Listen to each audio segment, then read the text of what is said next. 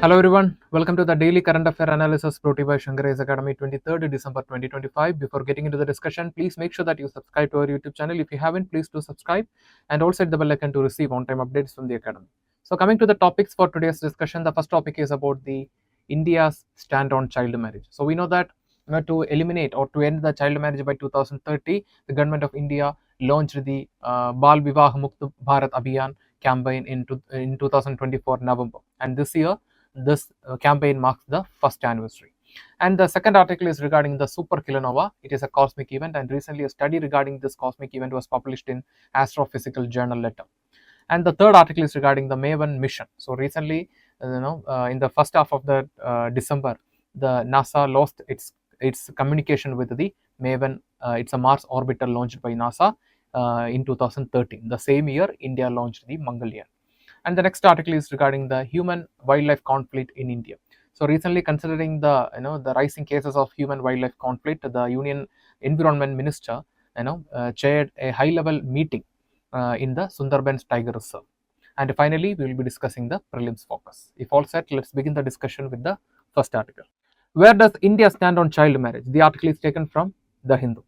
So we can see that we are living in the 21st century with a lot of progress in the field of science, technology, health, policy, and economy. And now we can wonder if still today the child marriage is a matter of discussion.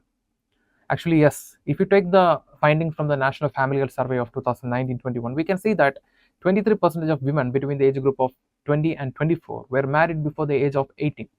And understand that India is a home to nearly 224 million women who got married before the age of 18.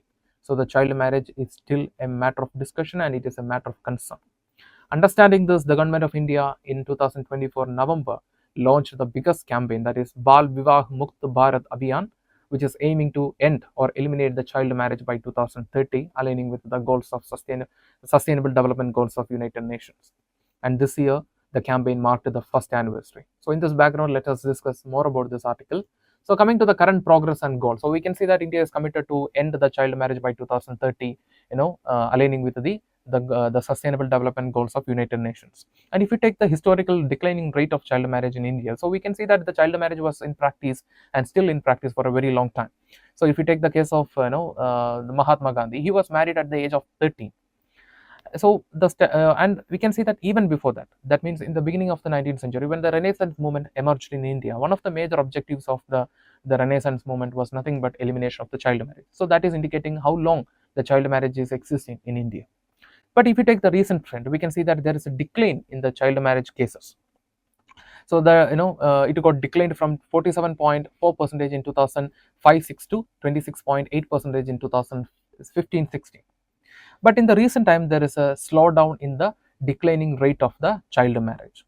So the child marriage got slowed down only by 3.5% after the 2015-16. And we can see that the child marriage got declined from 47.4% in 2005-6 to 26.8% by 2015-16.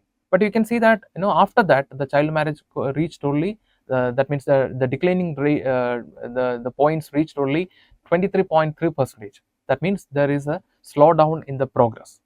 And you can see that if you take the estimation of the UNICEF, we can see that out of 64 crore girls who got married before the age of 18, 1/3 of them are living in India, and this estimation was done in 2023. And coming to the regional and the socio-economic disparities, so we took the data from the National Family Health Survey. So we can see that the highest rates of child marriage cases are from the state of West Bengal, Bihar, and Tripura. That means 42% of women in West Bengal got married before the age of 18. 40% of women in Bihar got married before the age of 18. And the lowest rates are recorded in Lakshadweep, Jammu and Kashmir, and Ladakh. And how this is impacting the education, how this is impacting the wealth. So we can see that only 4% of girls who got married before the age of 18 have higher education. Remaining 48% of girls have no education after the marriage. So this is showing how the child marriage is preventing or becoming a major challenge in achieving educational progress for women.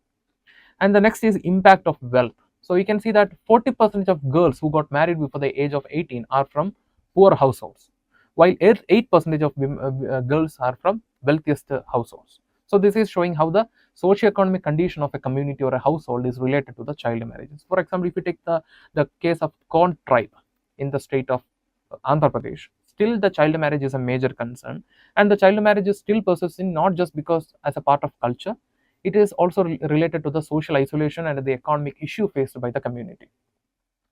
And you can see that the child marriage can even impact the health. So we are talking about the elimination of the cervical cancer. So we know that the cervical cancer is caused by the infection of human papilloma virus. And one of the major reasons behind this infection is nothing but the early marriage. So we can see that the reproductive organs may not have achieved the maturity even after 18. So what happens? The early sexual relationship will lead to infection, and that can even lead to many complex health issues, including cervical cancer. So the early marriage is affecting the reproductive as well as the overall health of the women too. And coming to the initiatives taken by the government to fight the child marriage. So first we have the biggest campaign, that is Bal Vivah Mukt Bharat Abhiyan, which was launched in November 2024. So we can see that this year it marked the first anniversary. So under this initiative, the government has appointed nearly 50,000 plus prevention officers to prevent the child marriage, and so far we have prevented nearly 1,520 reported child marriage cases. So note that reported child marriage cases. That means the underreported or unreported child marriage issues are still there. And we can see that what are the legislations that we have to deal with the child marriage. The first is the Prohibition of Child Marriage Act of 2006 and the POSCO Act of 2012. So these are the primary tools, legislative tools that we have to prevent the child marriage. And then we have the Beti Bachao, Beti Padhao Yojana, which is a flagship scheme which is focusing on promoting education as well as empowering the girls to delay the marriage.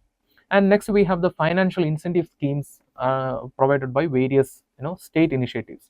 For example, the ladil schemes. Ladil schemes are nothing but the statewide schemes launched by different states to empower the women. For example, Kanyasri initiative launched by the West Bengal government, which provides one-time grant of 25,000 to girls who are staying in school to delay the marriage until the age of 18 and 19. And the next is providing cycle and improving the sanitation. For example, providing bicycles which will be preventing which will provide a safe transportation to the education institutions, and the sanitation will improve the enrollment ratio in the school. And the next is the recent debate to raise the age of the marriage age of women from 18 to 21. So recently the government proposed to raise the legal marriage age for women from 18 to 21. So what will be the benefits of this this measure? It will increase the opportunity for education for women. It will increase the labor participation of women in the workforce, and at the same time it will improve the maternal health. So like I mentioned, early marriages are one of the major reasons behind the infection in the reproductive organs, and that can lead to complex issues. And the early child marriage and the early pregnancy can even lead to a lot of other health complications in the upcoming generations also. For example, stillbirth, such issues can happen. So this will improve the maternal health. And at the same time, this proposal has criticism. So the critics are arguing that even today, the 61% of women between the age of 20 and 24 are married before the age of 21. So like I mentioned, in many communities, the child marriage is still persisting. For example, in bills in the state of Maharashtra or Kon tribe, even though the economic condition or the social isolation are playing a role in the child marriage, the culture is also a part of the child marriage, or the custom is also a part of the child marriage. So if you are going for such a measure without proper social reform, then it can lead to a lot of complexities or other challenges. So these are the major concerns now we have associated with rising the legal marriage age for women from 18 to 21. So coming to the mains practice question, the question is, despite significant decline in child marriage over the last 2 decades, India is unlikely to meet its commitment of ending child marriage by 2030 without addressing deep-rooted social and economic factors. Discuss the progress made by India in reducing child marriage, the challenges that persist. So we can see that we have to talk about how the deep-rooted social and economic factors are contributing to the child marriage, and then we have to discuss the recent progress in reducing the child marriage. So we have already discussed the data that the child marriage got reduced from 47% in 2005-6 to 23% in 2015-16. So that data we can use here. And what are the persisting challenges? So even today, like I mentioned, the early marriages are still a part of custom. So without proper social reform, if you are going for such a measure, it can lead to a lot of challenges and other complexities. So using this hints, try to answer the question and post it in the comment section. We will review and we will reply for your answer. Now it's time to move to the next article. What is a superkilonova? The article is taken from The Hindu. So recently, that is on 15th December, a group of experts, including the experts from the IIT Bombay and the Indian Institute of Astrophysics, published a study regarding a cosmic event called Superkilonova in the Astrophysical Journal Letter. So in this background, let us discuss more about this article. So coming to the superkilonova. So before understanding about this cosmic event, we have to understand about two major cosmic events in the universe. The first is supernova explosion. So we know that the supernova explosion is the death of a star, and in this event, a large amount of energy and light elements will be released into the cosmos. And after the supernova, one neutron star will born in the usual case. And the second is kilonova.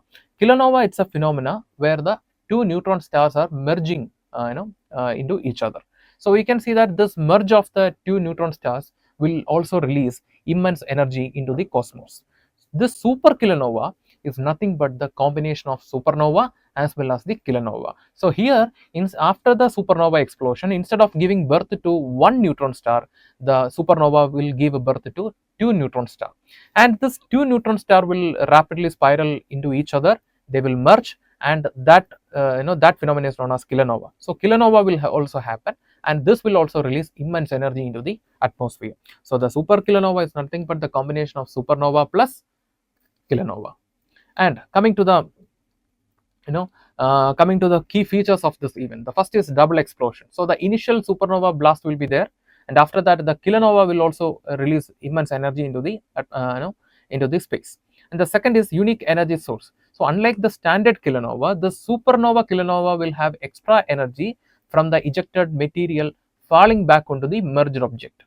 And the third is element creation. So like I already mentioned, the supernova will release immense lighter elements into the cosmos, like carbon and iron, while the kilonova is responsible for releasing immense and heavier elements into the atmosphere, such as gold, platinum and uranium. And in the case of superkilonova, both will happen. So in the initial stage, lighter elements will be released, and in the second stage, that is in the kilonova, heavier elements will be released. And what is the reason behind this twin star? So we can see that, like I already mentioned, in the usual case, after the supernova, only one neutron star will be born. But in the case of superkilonova, there will be two neutron stars. What is the reason? The first, according to the theory, the first is fission. So we can see that when the rapidly spinning star undergoes supernova, the core of the star will split, forming two tiny neutron stars. This is the first theory. And the second theory, fragmentation. That means after the supernova, like in the usual case, here also there will be one neutron star only, but the debris, due to the gravity, due to the collision, it will lead to the formation of second and a smaller neutron star. Later they will merge, and that will lead to the phenomena called kilonova. So these are the theories behind the twin star after the twin stars in the superkilonova. And coming to the prelims practice question, the question is with reference to superkilonova, consider the following statements. Statement 1, it is a cosmic explosion associated with the merger of two neutron stars. Statement 2, it is a brighter and longer lasting than a typical kilonova due to additional energy source. Statement 3, it is a primary site for the formation of heavy elements such as gold and platinum. And statement 4, it emits radiation mainly in radio and microwave regions of the electromagnetic spectrum. Which of the above statements is or are correct? Option A 1, 2 and 3 only, option B 1 and 3 only, option D 2 and 4 only, and option D 1, 2, 3 and 4 only.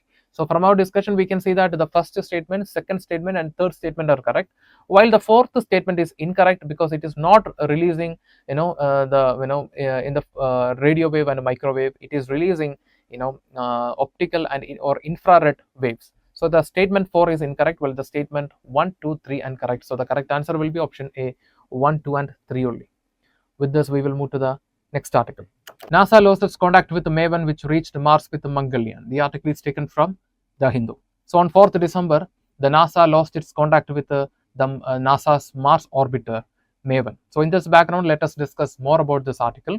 So coming to the basics about the MAVEN, so the full form is Mars Atmosphere and Volatile Evolution.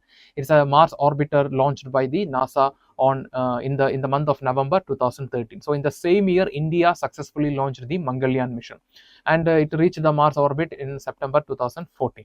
And you can see that the primary objective of this mission is understanding the reason behind the loss of Martian atmosphere. And coming to the mission type, it is a dedicated science orbiter.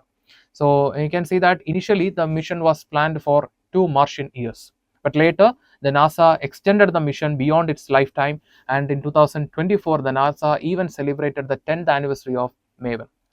And coming to the current status, so you can see that in the early December, exactly on 4th December, after giving a full healthy data, NASA lost its contact with the MAVEN.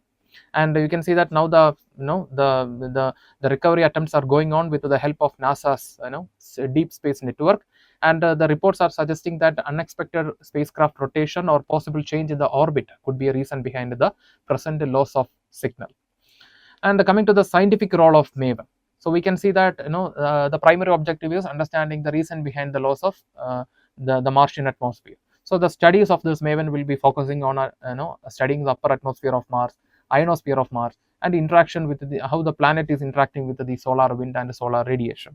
And the instruments will be studying the composition of atmosphere, the gases in the Mars, solar wind, and a magnetic environment. So this will give a picture or a reason or an explanation for why the Mars got transitioned from a warm, wet planet to cold, dry planet. And coming to the relay function of MAVEN, so we can see that the MAVEN also acted as a communication relay. So what is meant by communication relay? So we can see that the NASA already launched many rovers in Mars. They are collecting information. They are conducting many experiments and studies in Mars. For example, Curiosity and Perseverance. So this orbiter, this MAVEN, will collect the information from this from the rovers in the Martian surface, and later it will send the signals or data to the NASA. So that is how the MAVEN acted as a communication relay.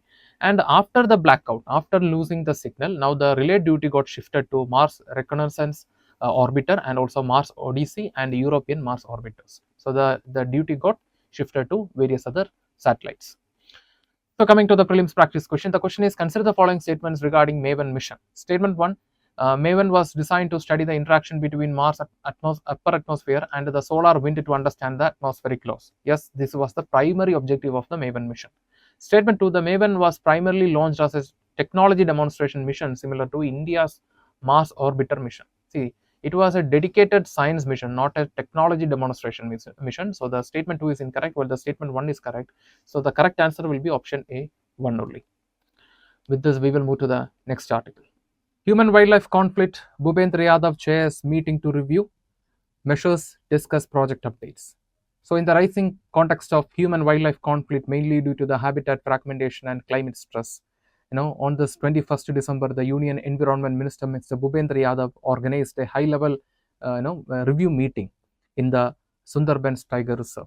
So in this background, let us discuss more about this article. So in this meeting, we can see, the two major meetings were happened.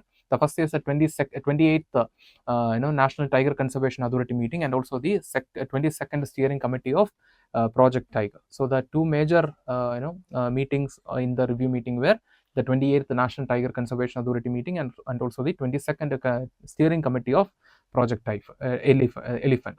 And coming to the tiger conservation, so according to the review, what were the major focus of the authorities review? The first was on the India's tiger conservation model based on scientific management, landscape level planning, community participation, and also the interstate coordination for the better conservation of tiger. And the second the review focused on human tiger conflict mitigation.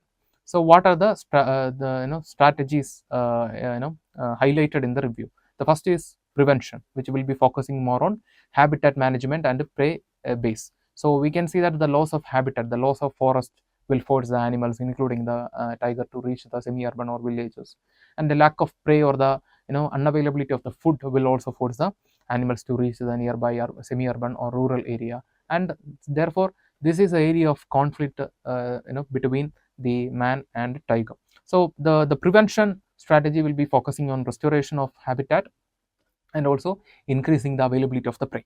And the second is rapid response for conflict handling and a compensation mechanism for for better community welfare and and better community participation. And the review was highlighted as project management of tigers outside tiger reserves.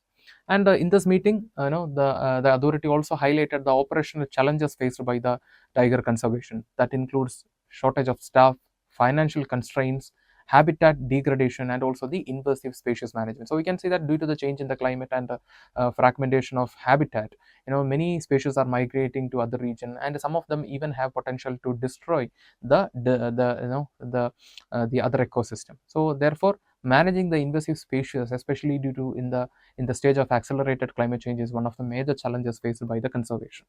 And coming to the strategic decisions and expansion initiatives, so the National Tiger Conservation Authority approved tiger conservation plans, translocation of tiger and prey augmentation. And also the third or the another major focus of the authority will be on health management, that is carnivore health management. So you might have heard about this canine distemper virus, one of the major health threats to the lions and tigers. So management of the carnivore health and providing training for the staff is the another major focus in the upcoming days of the conservation authority. And regarding the project cheetah, so new sites were declared. So very soon in Gandhi Sagar National Park, Wildlife Sanctuary in Madhya Pradesh, and also in Benin Grassland in Gujarat, we will see cheetah.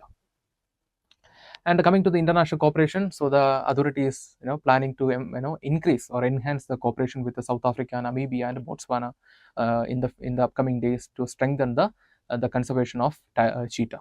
And we can see that regarding the All India Tiger Estimation, so the sixth cycle already initiated. The census will be conducted soon, and the ground survey commenced in the November 2025. And regarding the elephant conservation, so the major areas of the so in the 28th meeting of National Tiger Conservation Authority reviewed all these things. Now we are seeing the 22nd steering committee of Project Elephant. So in this meeting, the major areas of focus were review of regional action plans, particularly the southern India and also the northeastern India. And here also the review meeting assessed the areas of conflict between human and elephant. So the areas of conflict are crop depredation. So when elephant migrates from one region to another region, there's a possibility for the crop damage, and railroad accidents, which can lead to mortality of both humans as well as elephants. And we can see that habitat fragmentation. So habitat fragmentation is a common threat faced by all the species, including the elephant. So the restoration of habitat will be the another focus of the Project Elephant. And what are the scientific initiatives taken by the authority? So the first is All India Synchronized Elephant Estimation, and also the DNA profiling of captive elephants. So what is meant by DNA profiling? DNA profiling will provide a unique genetic identity or a fingerprint to the elephants, which can be used for health management, better conservation through tracking the wild crime, and it can be also used for tracking the parents. So parents of the species. So the DNA profiling will be strengthened for better conservation of the elephants.